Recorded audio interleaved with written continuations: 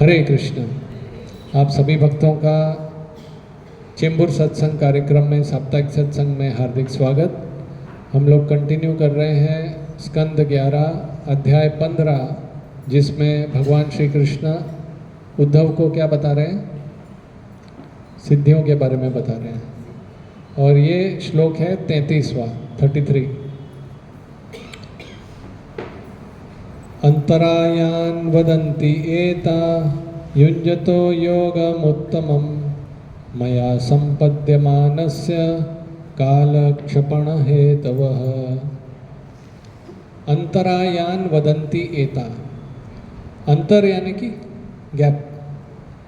तो इसमें अनुवाद बताते हैं, अनुवाद पढ़ देता हूँ। भक्ति के विद्वान पंडितों का कहना है कि योग सिद्धियां जिनका मैंने उल्लेख किया है वास्तव में उस परम योग का अभ्यास करने वाले व्यक्ति के लिए अवरोधक तथा समय का अपव्यय हैं, और इस योग के द्वारा वह मुझे सीधे समस्त जीवन की सिद्धियों को प्राप्त कर सकता है। तो अंतरायान वदन्ति एता मतलब इतनी जो भी सिद्धियां अभी तक इस अध्याय में बताई गई हैं, मैं आज फिर से एक बार रिपीट कर दूंगा क्या क्या बताया गया है सिद्धियों में। तो वदंती जो भक्ति में प्रगत भक्त हैं वो कहते हैं कि ये भक्ति में बाधा है, अंतर लाती है। दूसरा, युञ्जतो योगम उत्तमम, जो लोग भक्ति में लगे हुए हैं, मया संपद्य मानस्य, कृष्ण बोल रहे हैं मेरी संपदा मतलब जिसको मैं मिल गया हूँ, मया संपद्य मानस्य काल क्षपण हेतव, टाइम वेस्ट, समय को बर्बाद करने वाली वस्तु है।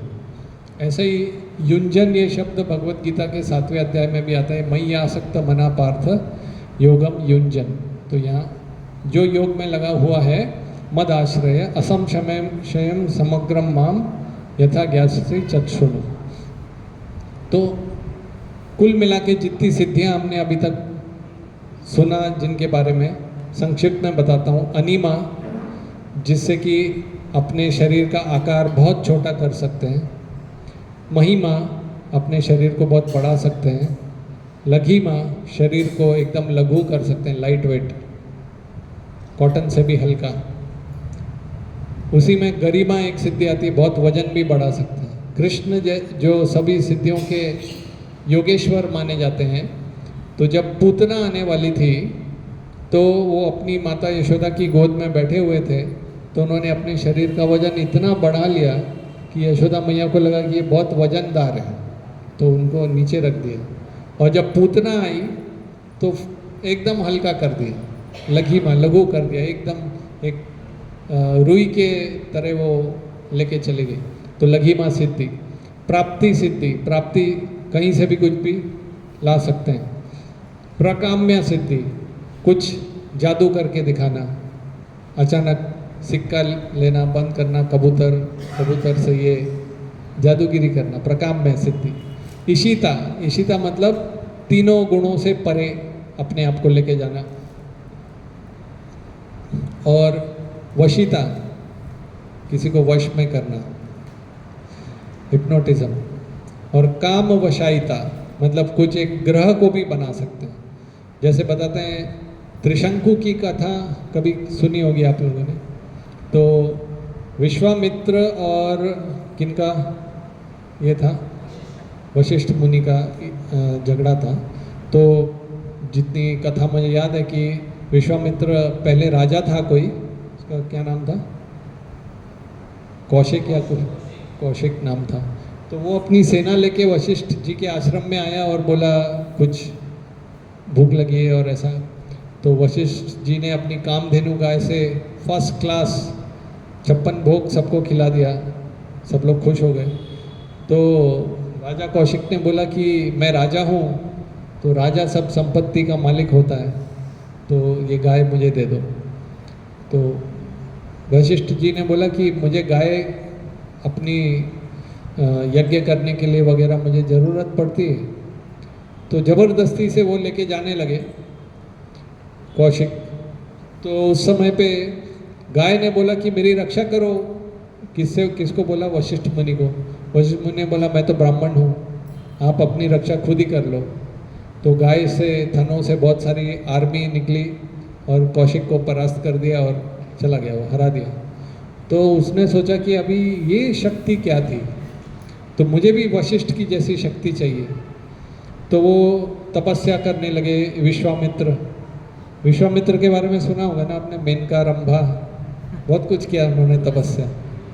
वही थे वो जो खूब कठोर तपस्या, ठंडी में पूरे गले तक ठंडे पानी में खड़े रहना, और समर सीजन में जो गर्मी की ऋतु में अग्नि, 5 अग्नि लगा के बीच में बैठना, बहुत कुछ सिद्धि प्राप्त कर ली और वो राज ऋषि बन गए। और फिर वो ऋषि बन गए मगर ब्रह्म ऋषि नहीं बने, ऐसा थोड़ा एक ऊपर का पद होता है ब्रह्म ऋषि, ऐसा कुछ हुआ। फिर झगड़ा करने गए तो वशिष्ठ, उन्होंने बहुत सारे अस्त्र शस्त्र छोड़े, तो वशिष्ठ जी ने खाली अपना एक ब्रह्म दंड से हुम किया तो सारे उनके अस्त्र वो डंडे में एब्जॉर्ब हो गए। तो फिर उन्होंने बहुत तपस्या की, क्योंकि ब्रह्म ऋषि बनने के लिए पहले आपको सारी जो असूया है, जो ईर्ष्या है, क्रोध है, लोभ, काम, सब छोड़ना पड़ता है। तो इस बीच में वो त्रिशंकु आया उनके पास और पहले वशिष्ठ के पास गया कि मुझे सदेह स्वर्ग में जाना है।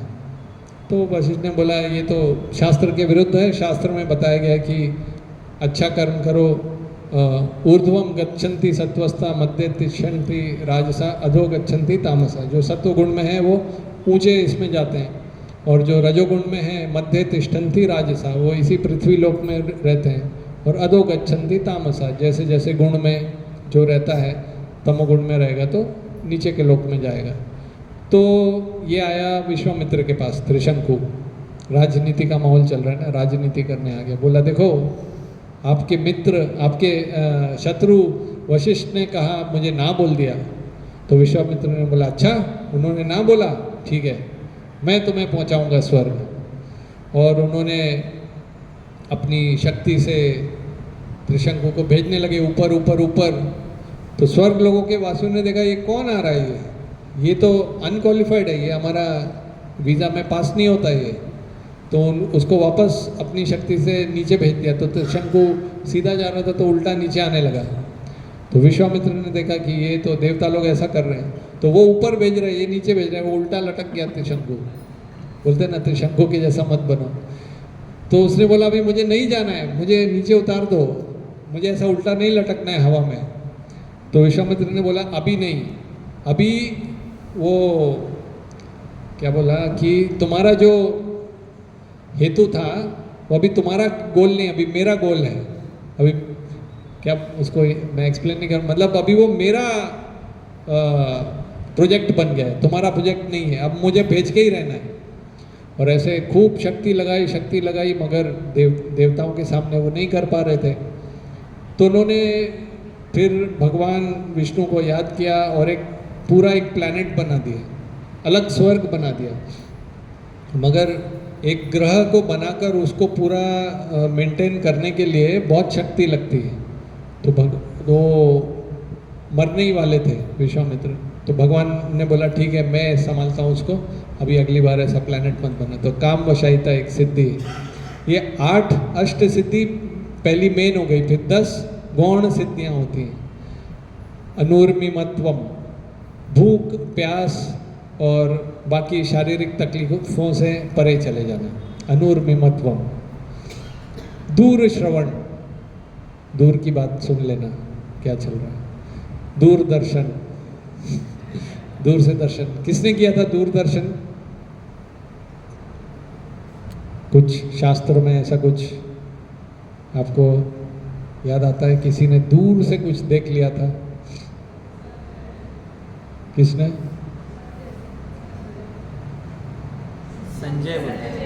संजय ने क्या देखा था? महाभारत। दूरदर्शन किया था, टीवी के जैसा।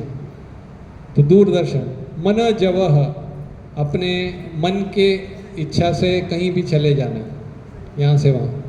श्रील प्रभुपाद बताते थे कई बार जो कुंभ मेला में कुछ साधु हैं वो वहाँ पे दूर कहीं पे डुबकी लगाते हैं और वो नदी के मार्ग से आके यहाँ से सीधा त्रिवेणी में बाहर निकलते हैं। मन जवह। दूसरा है काम रूपम। काम रूपम मतलब जैसा रूप चाहिए वैसा रूप बना लेते हैं। बंदर बनना है तो बंदर जैसा बनना है। ऐसा एक आता है कुछ कथा कि एक कोई था जिसके पास ऐसा सिद्धि थी, तो जाके नदी के घाट में बंदर बन के देखता रहता था कौन स्नान कर रहा है कौन नहीं कर रहा है। तो किसी ने उसने उसको बोला अभी तुम बंदर ही रह जाओ, वो बंदर ही रह गया। वो काम रूपम। ये सिद्धियाँ इसलिए बोलते हैं बाधा है इसमें जो श्लोक में बताया गया है। पर काय, क्योंकि जैसे ही हमको पता चलता है कि आजकल सब लोग कैमरा के बारे में उनका ध्यान रहता है, कहाँ कैमरा तो नहीं, कैमरा तो नहीं। क्यों? क्योंकि कैमरा अगर होगा तो फिर थोड़ा ठीक ठाक रहता है, सीधा आदमी। क्यों रहता है? क्योंकि कोई देख रहा है। इसलिए तो भगवान को लोग नकार रहे हैं। लोग क्यों बोलते हैं कि भगवान नहीं है, यही जीवन है, सब कुछ है और कुछ नहीं है? क्यों? क्योंकि अगर स्वीकार कर लिया कि भगवान है तो मतलब कोई तो कैमरा चालू है, कोई तो आपकी गिनती कर रहा है। तो इसलिए तो जब शक्ति मिल जाती है, जब आपको पता चल जाता है कि मेरे पास शक्ति, तो शक्ति का दुरुपयोग ही होता है। अगर कोई आपको शक्ति दे दे, एक इसकी शक्ति है वो बार बार डिस्टर्ब करती है बिल्ली, कि आपको शक्ति दे दे कि आप ये हो जाओ, गायब हो जाओ, तो गायब होने के बाद मन में पहला विचार क्या आएगा? अभी किसी को जाके मैं पीछे से धक्का मारूं, को टपली मारूं। अच्छा विचार, कुछ अच्छा नहीं आएगा। तो इस प्रकार से तो काम रूपम पर काय प्रवेशनम, अगली सिद्धि है कि दूसरे के काया में प्रवेश कर लेना। सातवां है स्वच्छंद मृत्यु। स्वच्छंद मृत्यु मतलब इच्छा से मृत्यु। किसकी? भीष्मदेव। स्वच्छंद मृत्यु भीष्मदेव को मिली थी। उनके पिताजी ने उनको आशीर्वाद दिया था क्योंकि उन्होंने ब्रह्मचारी रहने का स्वीकार किया था। फिर देवानाम सह क्रीड़ा अनुदर्शनम, देवी देवताओं की क्रीड़ा देख पाना। ये 10 गौण सिद्धियां बता रहा हूँ। पहले वाली अनिमा लघिमा तो बता दी, ये 8वीं। 9वीं है यथा संकल्प समसिद्धि। जैसा आपने संकल्प किया है कि मुझे ये करना है तो वो पूरा कर पाएंगे आप। 9वां हो गया। 10वां आज्ञा अप्रतिहता गति। जो आज्ञा दे दी वो आपकी आज्ञा का पालन होगा। आपकी आज्ञा सर आंखों पर। अक्सर हमारा जो भी क्लेश या क्रोध या स्ट्रेस या टेंशन क्यों आता है? क्योंकि हम चाहते हैं कि कोई वस्तु ऐसे हो, कोई भी वस्तु हो सकती है, वो हमारे साथ वालों के संबंध में भी या बाहर भी। अगर आपके मन के इच्छा से जो कार्य नहीं होता है तो उसमें टेंशन आता है। जैसे अभी मैं हाल ही में कहीं जा रहा था तो टैक्सी वाला बिला वजह मतलब बैठते ही, नहीं ये सही रास्ता है कि नहीं, आप पैसा देंगे कि नहीं। मैंने बोला ये मैं हर रोज़ जा रहा हूँ टैक्सी में, मेरे लिए कुछ नया नहीं है। बिना वजह झगड़ा कर रहा था। मैं उसको फिर मैंने सोचने लगा क्या अपना बिना क्या बताऊँ उसको, मगर जाना तो था। तो ये तो फिर टेंशन होता है कि क्यों ऐसा हो रहा है, मेरे साथ ऐसा क्यों हो रहा है।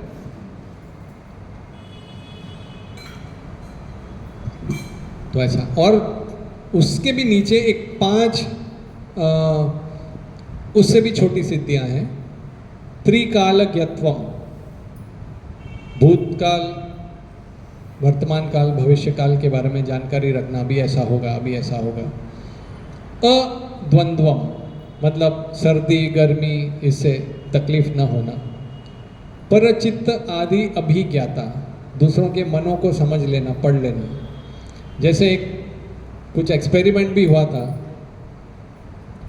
और कई लोगों को ये जो जैसे आप बैठे हो और आपके पीछे से कोई आपको देख रहा है,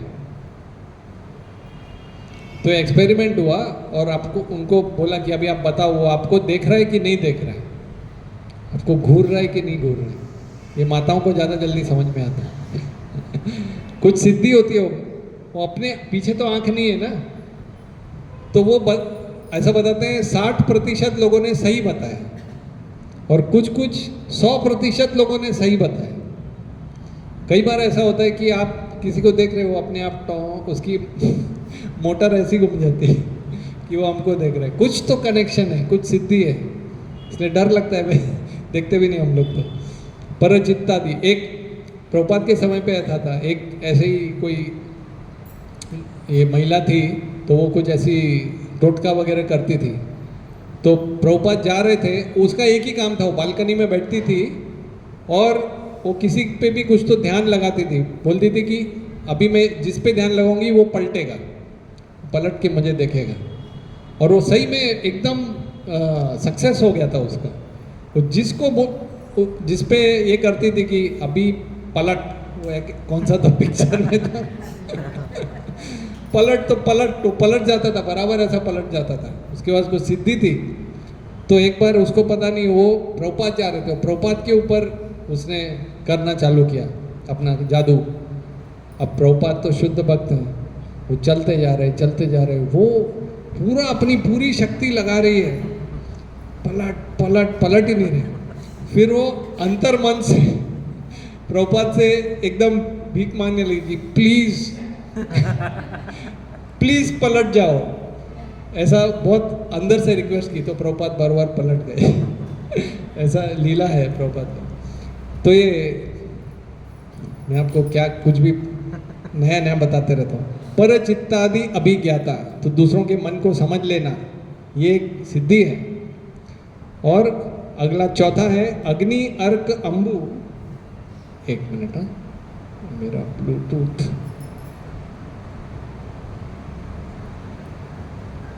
कनेक्टेड, ठीक।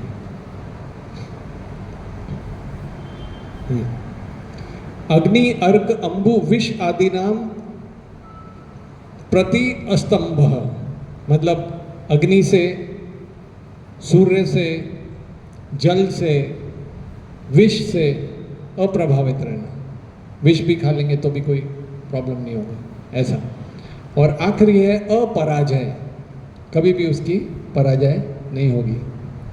तो इनके बारे में भगवान क्या बता रहे हैं? अंतरायान वदंती एव एता, ये जितनी भी हैं ये भक्ति में बाधा है, क्योंकि सिद्धि आएगी तो कोई ना कोई व्यक्ति, और ये सिद्धि की आप यही सोच लो, ये सिद्धियां तो आगे की चीज़ हो गई जो समझ में नहीं आ रहा है।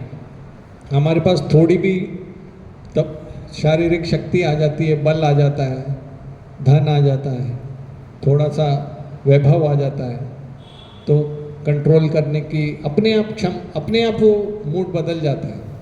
दोस्ती तो बराबर वालों में होती है, द्रोणाचार्य और द्रुपद पिक्चरों में भी होता है कि नहीं? स्कूल में बराबर बोल देते हैं, फिर एक बड़ा ऊंचा हो जाता है तो अपने आप उसका सॉफ्टवेयर चेंज हो जाता है। दोस्ती तो बराबर वालों में होती है, अपने आप कंट्रोलिंग का मूड आ जाता है कि ऐसा। तो भक्ति विनोद ठाकुर कहते हैं जड़ विद्या यत मायार वैभव, ये जड़ विद्या है, भौतिक है, ये आध्यात्मिक नहीं है, इसमें कुछ भी, इस संसार से संबंधित वस्तु है। जड़ विद्या यत मायार वैभव तुम्हारा भजने बाधा, आपके भजन में बाधा है। और आगे क्या कहते हैं? मोह जन्माइया अनित्य संसारे जीव के करोए गाधा, ये मोह में डाल देती है जीव को और जीव को गधा बना देती है। ये जड़ विद्या के बारे में भक्ति विनोद ठाकुर का गीत है, भजन है। और काल क्षपण हेतव, ये सब करने में समय की बर्बादी बहुत हो जाती है। भक्ति सिद्धांत सरस्वती ठाकुर के समय पे एक साधु आया, उसने सारे गांव को इकट्ठा किया, बोला अभी मैं आपको ये पानी पे चल के दिखाऊंगा। तो पानी पे चल के वो उसने सही में दिखा दिया। तो वापस आया तो किसी ने उसको पूछा आपको कितना समय लगा ये सिद्धि लेके आने के लिए? बोला मैं 25 साल से साधना करी। तो एक गांव का बच्चा था, वो बोला ये तो 25 पैसे की सिद्धि है, मैं नाव वाले को 25 पैसा दूंगा तो उसमें मैं घूम के आ जाऊंगा, 25 साल में ये करने की क्या ज़रूरत है? तो ऐसा काल क्षपण हेतव, इसलिए बताते हैं कपिल देव अपनी माता देवहूति को बताते हैं, मद भयात वाति वातोयम सूर्यस्तपति मद भयात, मेरे भय से, भगवान बोल रहे हैं कि मेरे भय से सूर्य तपाता है, मेरे भय से वायु चलती है, वर्षति इंद्रो दहति अग्नि, इंद्र वर्षा करते हैं, मेरे भय से अग्नि जलाती है, मेरे भय से मृत्युश्चरति मद भयात, मृत्यु भी प्राण हरती है मेरे भय से। क्यों? ये सभी देवी देवताओं का एक ये है। तो आप कृष्ण, उनकी सेवा है, कृष्ण की सेवा करेंगे तो इन सब के भय से आप बच जाएंगे। चाणक्य पंडित कहते हैं मनुष्य जीवन बहुत महत्वपूर्ण है। हमको ऐसा लगता होगा कि 60-70 वर्ष का जीवन है, लंबा जीवन है, अभी आज करे सो काल कर, काल करे सो परसों, अभी करके क्या करेगा, अभी तो जीना है बरसों। कई लोगों को बोलो भक्ति करो, बोला कल करेंगे, जब करो कल करेंगे। क्यों करेंगे? कल क्यों करेंगे? आज क्यों नहीं करेंगे? इस युग का नाम क्या है? कल युग। अगर इस युग का नाम आज युग होता तो आज करते, तो कल कभी आता नहीं। अभी आज कितनी तारीख हो गई? 18 जनवरी हो गई। नया साल आया, सबने सोचा कुछ नया करेंगे, कल कल कल कलयुग आ गया ये। तो इसलिए आयुष्य क्षणम, चाणक्य पंडित बोलते हैं मनुष्य का जीवन जो है आयुष्य क्षणम एको भी, मनुष्य जीवन का जो एक क्षण भी है, न लभ्य स्वर्ण कोटि भी। आप स्वर्ण 1 करोड़ सोने की मुद्रा भी दे दोगे तो भी वो एक क्षण वापस नहीं आएगा। मनुष्य जीवन न चेन निरर्थकम नीत, इसलिए अपने समय को निरर्थक कार्य में मत लगाइए। काच हानि ततो अधिक, इससे अधिक हानि और कोई नहीं है। हम कई बार देखते हैं, बड़ा आसान होता है आजकल का मीडिया में, शॉर्ट्स, एक शॉर्ट्स ऊपर गया, फिर 1 मिनट 2 मिनट 2 मिनट में मज़ा, रील्स रील्स रील्स, तो एक और एक और एक और एक और, वो एक एक करते करते 1 घंटा 2 घंटा निकल जाता है। सबके साथ होता है, तो समय की बर्बादी है, उसमें हाथ में कुछ नहीं आता है। और ये सब इंद्रिय विषय या जो भी मन को रमाने वाली जो वस्तु है, उसमें व्यक्ति उसमें जितना जाता है उतना वो अधीर हो जाता है, उसका और टेंशन बढ़ जाता है, उसको सुख नहीं मिलता है, शांति नहीं मिलती और तड़पन बढ़ जाती है।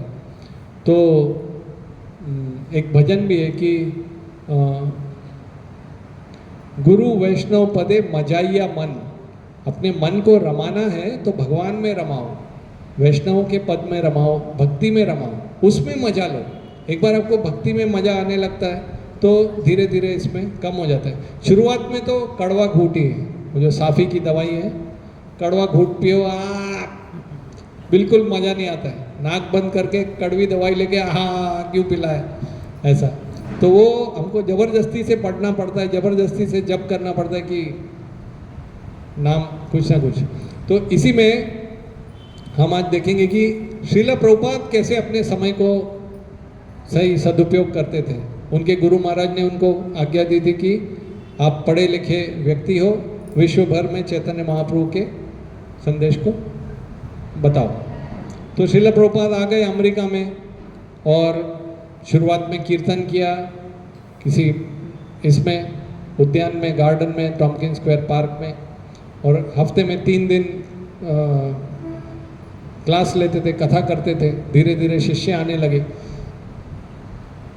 तो प्रभुपाद कुछ कुछ प्रसाद बना के उनको देते थे और वो लोग प्रसाद लेने के लिए आते थे हफ्ते में 3 दिन और लेके चले जाते थे। बर्तन भी नहीं धोते थे, कुछ नहीं करते थे, हिप्पी लोग थे वो लोग।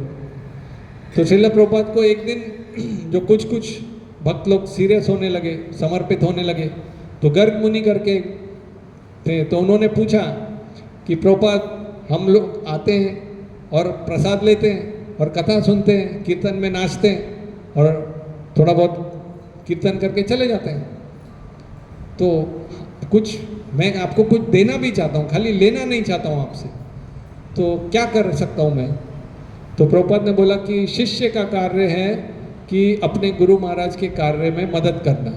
To help Guru in his work, English में बोला।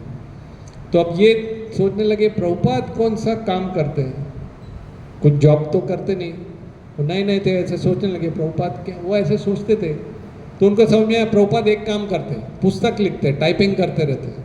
प्रभुपाद ऐसा भी टाइप नहीं करते, 2 उंगली से करते थे, टक टक टक टक ऐसे करके, बहुत समय लगता था प्रभुपाद को। तो ऐसा सोच रहे थे और वो भगवत दर्शन पतली मैगजीन बांटने जाते थे, और कोई ये जो दुकानों में भी दे रखी थी लाइब्रेरी में स्टॉल में कि ये किताब कितनी गई कि नहीं।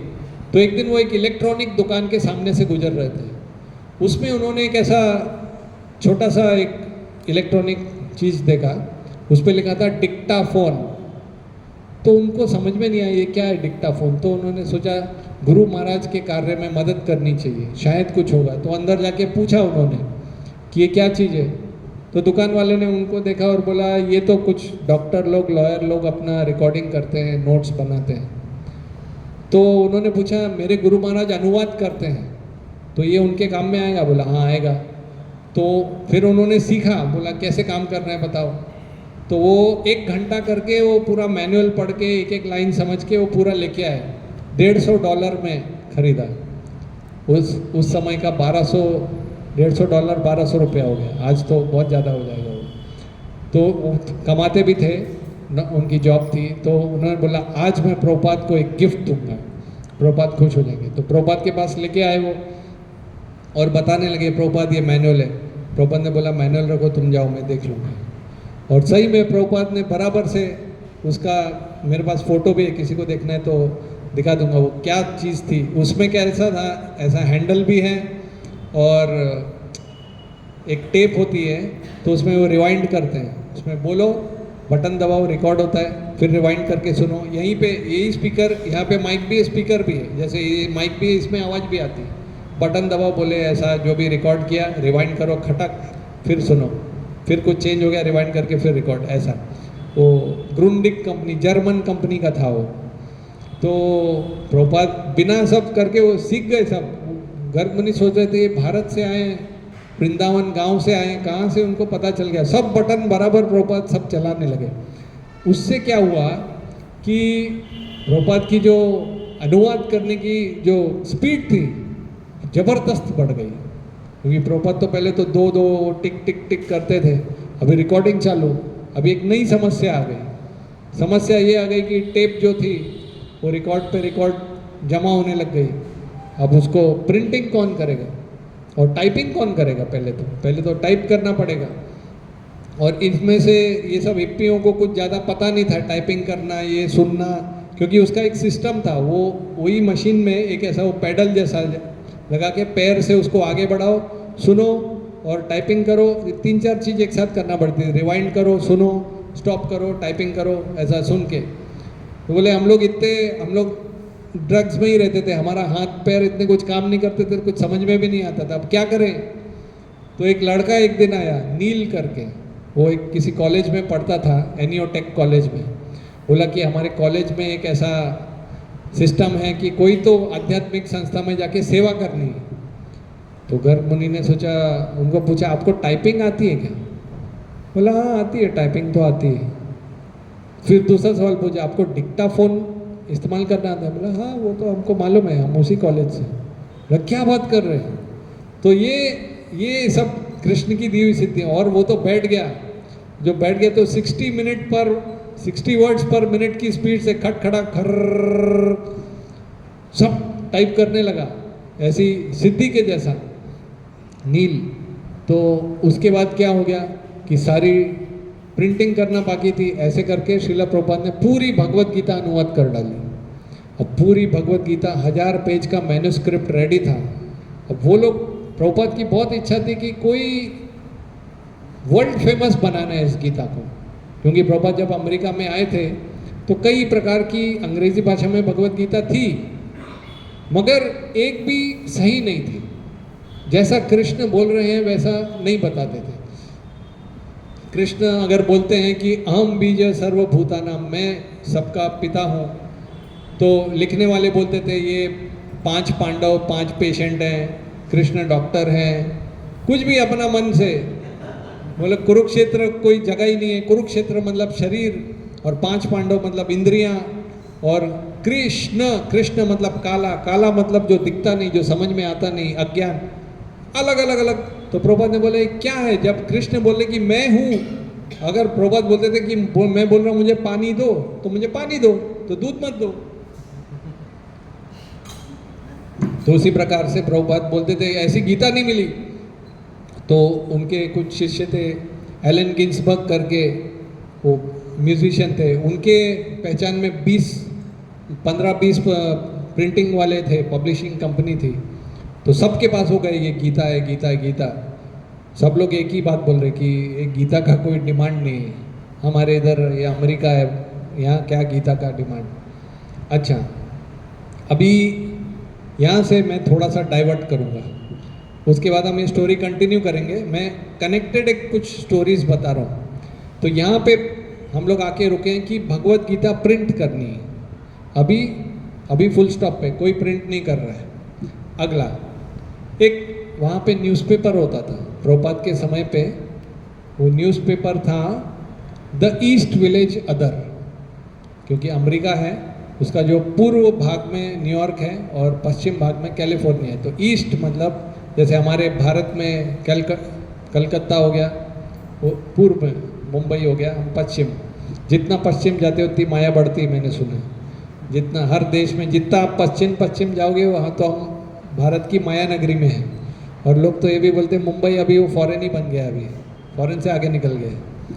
तो पश्चिम, तो ईस्ट विलेज अदर न्यूज़पेपर में प्रभुपाद का फोटो आया, ऐसे करताल लेके पेड़ के नीचे खड़े हैं, वो फोटो भी है मेरे पास।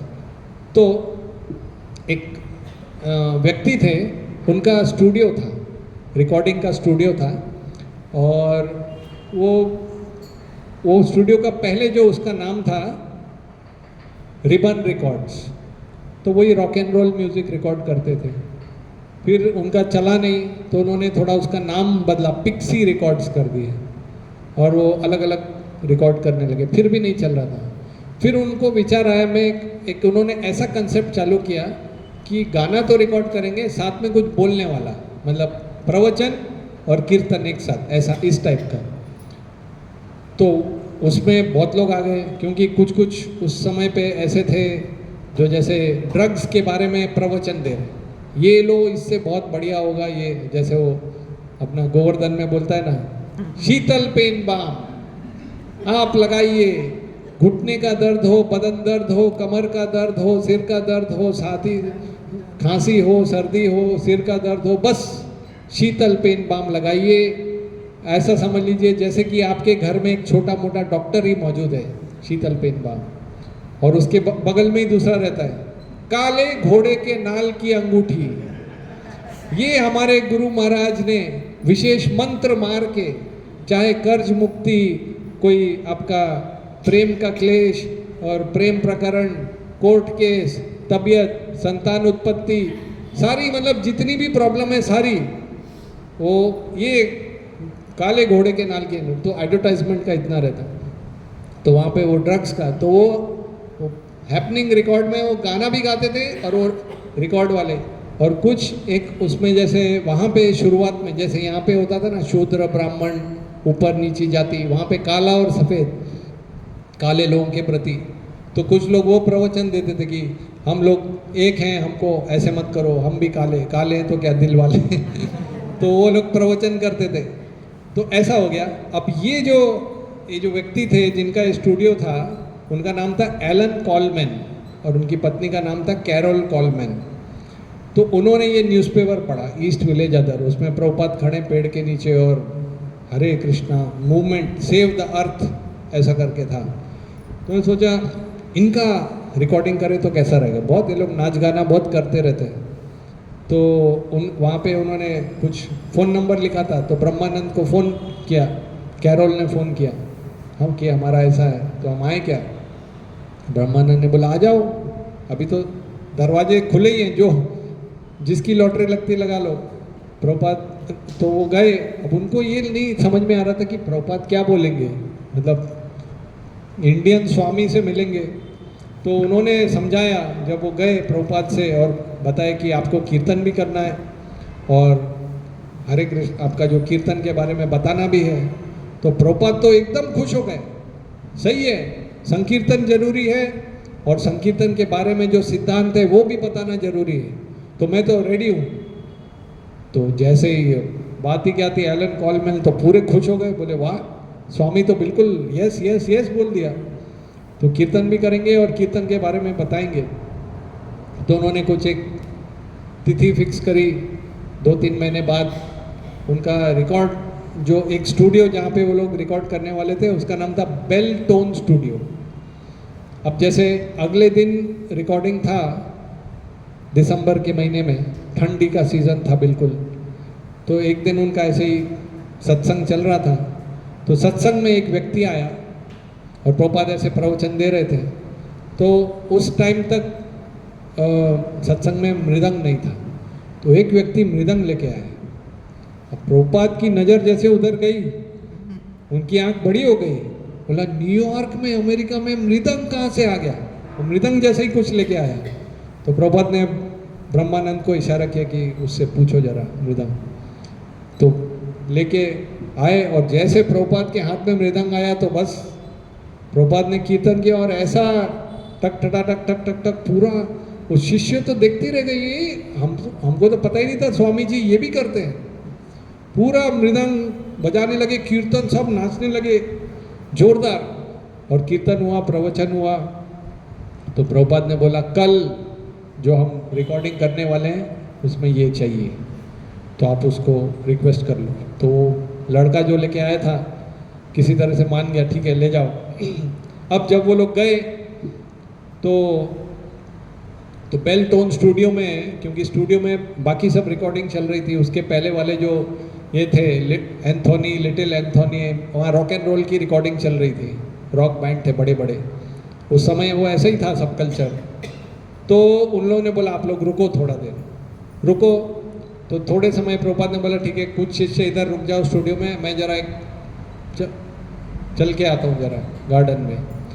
तो चल के जाने लगे तो अचानक एक बुजुर्ग महिला उनसे टक्कर हो गई और वो थोड़ी नशे में थी। जैसे प्रभुपाद को देखा, हु आर यू? तो प्रभुपाद ने बोला आई एम इंडियन स्वामी, मैं हिंदू साधु हूँ, और ऐसे करके स्माइल दिया और प्रभुपाद आगे चले गए।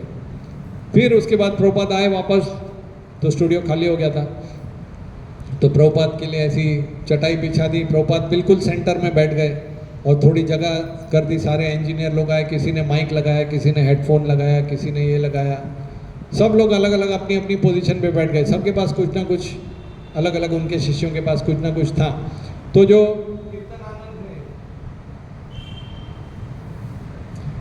कीर्तनानंद जो उनके शिष्य थे वो हारमोनियम लेके बैठ गए, हयग्रीव थे वो तंबूरा लेके बैठ गए, तंबूरा होता है। रूपानुगा दास करके उनके पास एक छोटे से करताल थे ऐसे उंगली से बजाने वाले, वो बजाने लगे। जो राय राम करके थे उनके पास कुछ ऐसा एक लकड़ी का इंस्ट्रूमेंट होता है, टक टक टक। आप ये जो एक कीर्तन प्रभुपाद का जो ओरिजिनल आपने कभी शुरुआत में सुना होगा, हरे कृष्णा कृष्णा कृष्णा हरे हरे, हरे रामा राम राम हरे हरे। उसमें ये सारे इंस्ट्रूमेंट सुनाई देंगे आपको, लकड़ी टिक टिक टिक टिक टिक टिक ऐसा बज रहा। ये बहुत ही इसमें चुंबक जैसी पावर है। मैंने जब पहली बार किसी इस्कॉन में पूना में गया था, सुना तो मुझे लगा ये क्या आवाज़ आ रही है, एकदम स्पेशल आवाज़। तो ये इसका बहुत महत्व है ये रिकॉर्ड का। और प्रभुपाद क्या बजा रहे थे?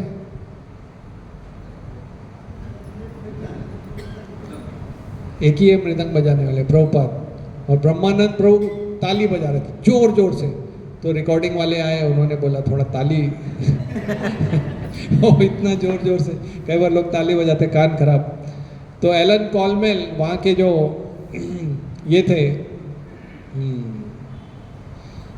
जो रिकॉर्डिंग वाले इंजीनियर थे, वो बाहर आए, बोले थोड़ा सा धीरे बजाओ। और प्रभुपाद रुके ही नहीं, जैसे बैठ गए चालू, कीर्तन चालू, हरे कृष्णा रिकॉर्डिंग चालू हो गई। और फिर वो स्टूडियो के अंदर से कांच में से एलन कॉलमैन ने बोला कि अभी ख़त्म करो, ऐसा इशारा किया। तो प्रभुपाद इशारा समझ गए और स्पीड बढ़ा दी कीर्तन की, जो एंड करने वाला जो होता है fast fast fast fast fast लेके एंड कर दिया। तो एलन कोलमैन को तो मज़ा आ गया, बोला ये क्या रिकॉर्डिंग हुई है। तुरंत वो स्टूडियो से बाहर आया, बोला स्वामी जी, एकदम नम्र हो गया, आप थके तो नहीं, आप चाहे तो रेस्ट ले लो, आपका वो रिकॉर्ड ये मंत्रा के बारे में बताना भी है। वो जो प्रभुपाद बोलते हैं ना, हरा Krishna and Rama the 3 words, ऐसा करके वो मदर हरा टेक्स टू द फादर हरी, वो पूरा जो लंबा सा जो है वो रिकॉर्ड में वो प्रभुपाद ने बोला चालू करो रिकॉर्डिंग स्टार्ट, मैं नहीं थका हुआ। और पूरा उन्होंने पढ़ दिया, वो लिख के लाए थे प्रभुपाद। और उसके बाद वो वापस बाहर आए, बोला स्वामी जी 10 मिनट का स्पेस और बाकी है रिकॉर्ड में, तो कुछ आप और कुछ। तो प्रभुपाद ने फिर वो संसार दावानल रिकॉर्ड किया, संसार दावानल लीड लोक प्राणाय कारुण्य घना घना। तो ये हरे कृष्ण संस्था इस्कॉन का सबसे फर्स्ट रिकॉर्डिंग था। इसका नाम है हैपनिंग एल्बम। और यही हैपनिंग एल्बम जो है ये पहुंचा, इसके बारे में जैसे न्यूज़पेपर में प्रभुपाद का फोटो आया था, हैपनिंग एल्बम के बारे में फोटो आया दूसरे न्यूज़पेपर में। और यही हैपनिंग एल्बम लंदन में बीटल्स करके एक सबसे वर्ल्ड फेमस गाने वाला रॉक ग्रुप था, उन्होंने जब पढ़ा तो उन्होंने मंगाया, उन्होंने सुना। उतना ही नहीं, अभी जो एक पब्लिशिंग कंपनी थी मैकमिलन कंपनी, बुक छापने वाली कंपनी, उनमें से एक वहाँ पे कार्य करता था, उसने पोस्ट से मंगाया, ब्रह्मानंद प्रभु को लेटर लिखा कि आप ये लेके आ जाओ। तो नॉर्मली वो लोग क्या करते थे कि कुरियर कर देते थे। तो जब ब्रह्मानंद ने देखा कि मैकमिलन से रिक्वेस्ट आई है, वो भागता हुआ प्रभुपाद के पास आया। क्या शुरुआत में क्या था, भगवत गीता छापने का वो लोग वेट कर। तो उन्होंने बोला प्रभुपाद मैकमिलन से हैपनिंग एल्बम के बारे में ऑर्डर आया। तो प्रभुपाद ने बोला उनको कुरियर मत करना, तुम खुद अपने हाथ से जाके देना। तो और चिंता मत करो, वो लोग भगवत गीता प्रिंट कर देंगे। वाह, प्रभुपाद का कॉन्फिडेंस। प्रभुपाद ने बताया भी क्या बोलना उनको बोलना कि मेरे गुरु हैं, इंडियन गुरु, उन्होंने भगवत गीता अनुवाद करी है, तो आप इसको छापिए। ऐसा 3 शब्द उन्होंने बताए। तो अभी ब्रह्मानंद प्रभु ने उनको पूछा कि ये प्रभुपाद मैं आपका वो 1000 पेज का लेके जाऊँ उनके डायरेक्टली। प्रभुपाद ने बोला नहीं, क्योंकि प्रभुपाद का ऑलरेडी 2 बार हो गया था। जब वो इंडिया में थे तो उन्होंने पहले ही भगवत गीता एक बार अनुवाद करी थी पूरी 1000 पेज की, वो किसी की चोरी हो गई थी। और न्यूयॉर्क में जाकर भी प्रभुपाद का एक बार टाइपराइटर चोरी हुआ, एक बार रिकॉर्डर चोरी हुआ, दूसरा भी। तो उन्होंने बोला अभी चांस नहीं लूँगा, पहले बात करके आओ। तो जब वो ब्रह्मानंद प्रभु उधर पहुँचे तो उनको पता चला, उन्होंने देखा कि ये जो व्यक्ति है जिसने ऑर्डर दिया है वो तो वहाँ पे कुछ लेवल पे ही नहीं है, मतलब वो कुछ ऐसा वहाँ एकदम कोई छोटे से पद पर है, उसका मतलब उसको बताने का कोई मतलब ही नहीं। तो भी ब्रह्मानंद प्रभु ने बताया कि ऐसा ऐसा कि तो जैसा वो लोग बात कर रहे थे, अचानक से दरवाज़ा खुला और वहाँ पे एक व्यक्ति आ गया। तो जो जिसने ऑर्डर दिया था उसने बोला ये हमारे सीनियर एडिटर हैं, इनका नाम है जेम्स वेड, इनको आप बताइए।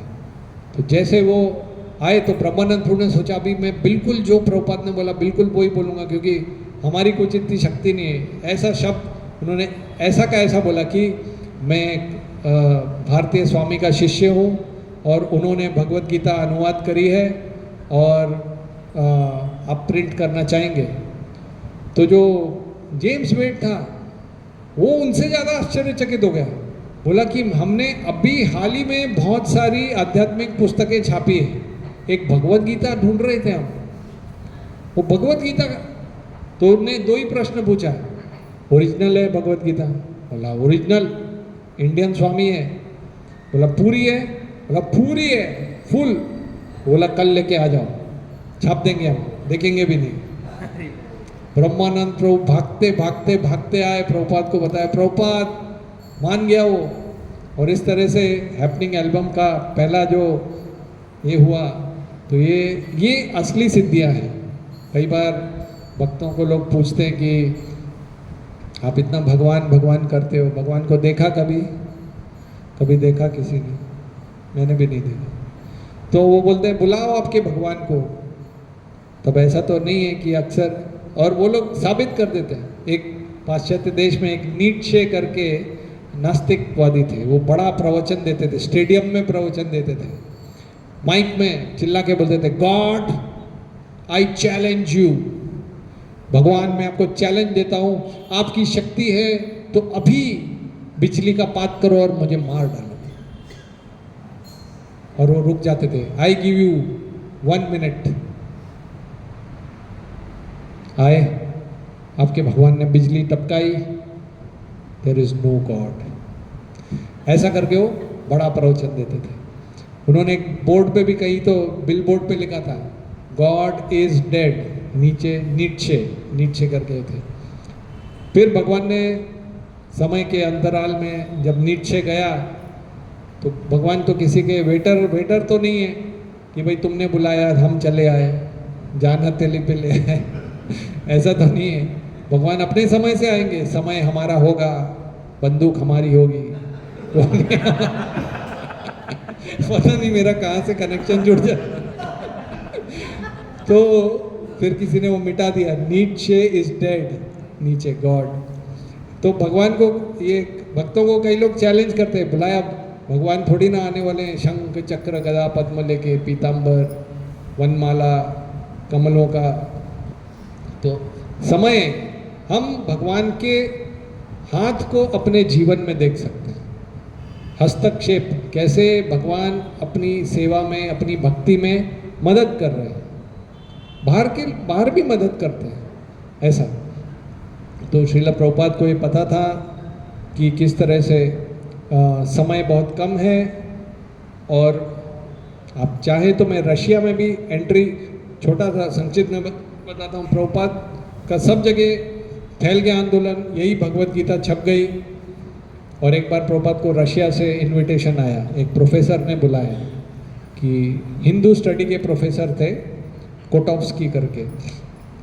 तो प्रभुपाद ने तुरंत वीज़ा करवाया और श्याम सुंदर प्रभु और एक कुक को लेके गए।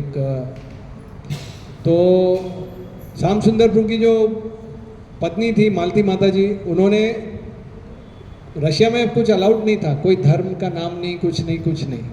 वहाँ पे जो केजीबी थे, एक ऑर्गेनाइजेशन थी, वहाँ पे किसी भी प्रकार का भक्ति नहीं कर सकते। केजीबी वाले लोग ट्रक लेके आते थे, बोलते थे आपको भूख लगी है, भगवान से ब्रेड मांगो, तो बोलते थे God give us our daily bread. फिर रुकते थे, भगवान ने दी ब्रेड आपको, दी ब्रेड दी, अब बोलो हमारे KGB, dear KGB give us bread. तो बोलते थे, वो भी बोलते थे dear KGB give us bread. तो ट्रक से निकालते थे लोग, कैच पकड़ो, बोले देखो भगवान है कि केजीबी है। प्रभुपाद ये सुनते थे और बोले केजीबी को किसने दी ब्रेड किसने दी, केजीबी को ब्रेड किसने दी। तो इतने वो लोग नास्तिक थे, तो उनको अलाउड नहीं। अब मालती माता जी ने सोचा कि जा रहे हैं, तो अपने पति के सूटकेस में एक भगवत गीता रख दी लास्ट में, बोला कुछ नहीं, काम धंधा टाइम नहीं होगा, कुछ होगा तो पढ़ लेंगे। तो अब उनको क्या पता, तो कस्टम में वो खोली सूटकेस, खोली तो अरे व्हाट इज दिस, कस्टम वालों ने देखा। अब श्याम सुंदर प्रभु को खुद को ही पता नहीं, अरे ये कहाँ से आ गई भगवत गीता। तो वो ऐसा उसने खोल के फर्र करके थोड़ा खोल के देखा, तो उसमें फ़ोटो थी बहुत सारी, तो फ़ोटो गिर गई सारी फुर्र करके सब ज़मीन पे। तो उसको एकदम ऐसा लगा अरे मैंने क्या कर दिया। तो वो कस्टम वाले ने सारी फ़ोटो उठा के और रख दी, सॉरी स्माइल करके, और सूटकेस में रख दी। श्याम सुंदर प्रभु ने बोला ओके। उनकी धड़कन तो बड़ी हुई थी मगर थोड़ा कंट्रोल करके ओके, वो थोड़ा गुड मैनर्स में आ गया। तो ऐसे गीता अंदर गई रशिया में। और फिर वो कोटोव्स्की प्रोफेसर से प्रभुपाद मिले, तो कोटोव्स्की उस समय क्या है, सब जासूसी सब सुनते रहते थे, कौन भगवान के बारे में तो नहीं बोल रहे। तो प्रभुपाद ने उनको बताया कि आप कम्युनिज्म के बारे में बोल रहे हैं, तो आध्यात्मिक कम्युनिज्म है, भगवान की भक्ति करो, सब कुछ भगवान का है, सब कुछ स्टेट का नहीं है, ऐसा कोटाउस्की ने बोला। प्रभुपाद, ये शरीर समाप्त तो सब समाप्त, when body is dead everything is finish. तो प्रभुपाद ने जब सुना तो बोला इसकी तो ये कुछ समझने नहीं वाला है, तो बोला मैं आपके स्टूडेंट से बात कर सकता हूँ? उन्होंने बोला नहीं, कुछ नहीं। तो प्रभुपाद ने बोला सब दरवाजे बंद। प्रभुपाद बिल्डिंग की टेरेस पे गए और देखा सारी गलियाँ खाली पड़ी हैं, कुछ नहीं है। प्रभुपाद ने बोला एक दिन ये गलियों में हरिनाम होगा, सब जगह पे हरिनाम होगा। और उसके बाद प्रभुपाद अपने कमरे में आ गए। होटल था, होटल नेशनल, वहाँ पे हर प्रकार से आपको किसी से बात भी करना है तो आपका टूरिस्ट का गाइड आएगा साथ में, सुनेगा आप क्या बोल रहे हो, भगवान की बात तो नहीं कर रहे हो। तो ऐसा करते करते फिर वही भगवत गीता जो मैकमिलन की छपी थी, वो एक लड़का आया, वो श्याम सुंदरपुर को देखा तो बोला ये अमरीकी लोग, वहाँ पे सब चीज़ बंद बंद बंद करके रखा था। बोला आपके पास कैमरा है क्या, आपके पास जीन्स है क्या, आपके पास रॉक एंड रोल म्यूज़िक है क्या? श्याम सुंदरपुर ने बोला मेरे पास ये सब कुछ नहीं, मेरे पास गुरु है, मिलना है क्या गुरु से? बोला चलो मिला दो गुरु तो गुरु। तो प्रभुपाद से मिलने आए होटल में, और प्रभुपाद ने धीरे धीरे कीर्तन किया, धीरे आवाज़ में उनको कुकिंग सिखाई, चपाती सब्जी, मीट ईटिंग का ना बोला। और वो एनाटोली जो लड़का था उसको इंग्लिश नहीं आती थी, एक हिंदी वाला लड़का था इंडियन, वो ट्रांसलेट कर करके उसको सुना रहा था। वो इंडियन वाला सोच रहा था कहाँ इसका मन लग गया, वो तो नहीं सुधर रहा था। वो रशियन वाला पूरा ऐसे जैसे पूरा चूस रहा है, पूरा उसको ज्ञान पूरा। 3 दिन के अंदर अंदर उसकी दीक्षा कर दी, अनंत शांति दास करके प्रभुपाद ने उसको शाकाहारी बना दिया। 16 माला जप करने लगा, 4 नियम पालन करने लगा, भगवत गीता आखिर में देके चले गए। तो वो पहली भगवत गीता रशिया के अंदर गई। बाद में लंबी कहानी है, समय हो रहा है हमारा, तो ये वही भगवत गीता है। तो समय जो है, समय बड़ा बलवान, हमको प्रयत्न यही करना है कि अपनी भक्ति करते रहें और समय का सदुपयोग करें। श्रील प्रभुपाद ने भी इसी तरह से हमको दिखाया, कई बहुत सारी किताबें लिखी। प्रभुपाद रात में लिखते थे किताबें, 10 बजे सो जाते थे, 12 बजे उठते थे, 12 से 4 किताबें लिखते थे, क्योंकि दिन भर वो बिज़ी रहते थे अलग अलग प्रकार से। और बस इसी के साथ में संक्षिप्त में यही बताना चाहूँगा। भक्ति विनोद ठाकुर कहते हैं, दुर्लभ मानव जन्म लबिया संसारे, कृष्ण न भजिनु दुख कहीं पुकारे। कि ये मनुष्य जन्म दुर्लभ है, हमको इस संसार में मिला है, और अगर हम कृष्ण की भक्ति में नहीं लगेंगे तो फिर वो दुख जो होगा हम कह नहीं पाएंगे। अक्सर होता यही है कि व्यक्ति सोचता है कि मैं अपनी इंद्रियों को सुख दे दूंगा तो मैं सुखी हो जाऊंगा, बट ऐसा होता नहीं है।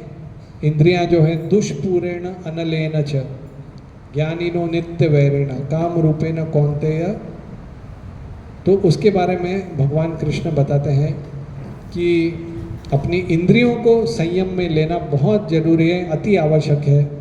मैं सुन रहा था, उसमें प्रवचन में बता रहे थे कि अपने जो माता है और घर में कोई संबंधी है, उनके प्रति हमको आकर्षण नहीं होता है। क्यों? क्योंकि हमें रिस्पेक्ट है, आदर है। और पर दूसरे लोगों में आकर्षण इसलिए होता है क्योंकि हमको वो आदर कम हो जाता है और केवल अपने सुख के बारे में हम सोचते हैं। जैसे बॉलीवुड का पिक्चर का जो प्यार है, उसमें ये रहता है केंद्र की मेरा सुख, और जो शास्त्र में आधारित ये है कि हम किस तरह से भगवान को केंद्र में रख सकें, भगवान को सुखी कर सकें, शास्त्र का पालन कर सकें। तो उसमें आपको शुरुआत में कड़वा लगेगा। उसका श्लोक कौन सा है कि शुरुआत में विष के जैसा लगता है और अंत में परिणामे अमृतोपमम।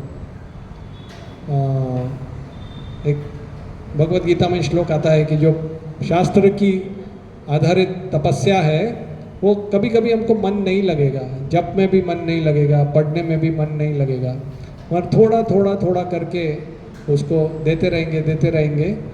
यत्तद अग्रे अमृतोपमम परिणामे विषमिव। शुरुआत में जो अमृत के जैसा इंद्रिय सुख लगता है वो धीरे धीरे परिणाम में विष, और जो विष के जैसा लगता है वो परिणाम में अमृत के जैसा हो जाता है। तो समय हमको इस्तेमाल करना चाहिए, उपयोग लाना चाहिए। इसी के साथ मैं समाप्त करूँगा। हरे कृष्णा कृष्णा कृष्णा हरे हरे, हरे राम राम राम हरे। किसी का कोई एक आध प्रश्न हो तो ले सकते हैं।